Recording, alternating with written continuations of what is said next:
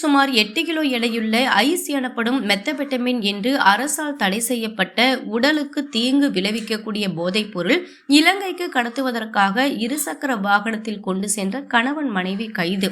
இவர்களை கைது செய்த போலீசாருக்கு மாவட்ட காவல் கண்காணிப்பாளர் டாக்டர் எல் பாலாஜி சரவணன் அவர்கள் பாராட்டு.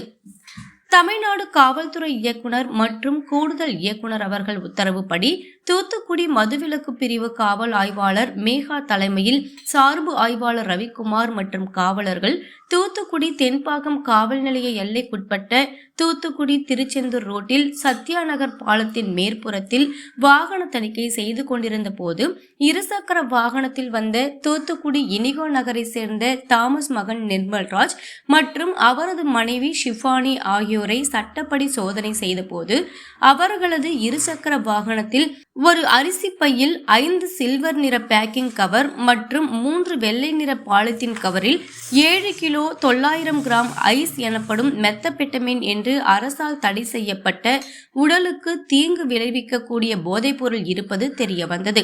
இதனையடுத்து போலீசார் அவர்களை சட்டப்படி உரிய சாட்சிகள் முன்னிலையில் கைது செய்து மெத்தபெட்டமின் என்ற போதைப் பொருளையும் பறிமுதல் செய்தனர்.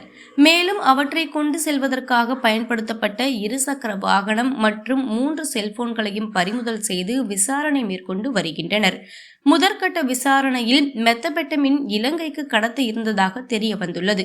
இந்த போதைப் பொருள் கடத்தலில் யார் யார் சம்பந்தப்பட்டுள்ளனர், இது எங்கிருந்து வந்துள்ளது என பல்வேறு கோணங்களில் போலீசார் தீவிர விசாரணை மேற்கொண்டு வருகின்றனர். போலீசார் தீவிர வாகன சோதனை மேற்கொண்டதால் போதைப் பொருள் இலங்கைக்கு கடத்த இருந்தது தடுக்கப்பட்டுள்ளது.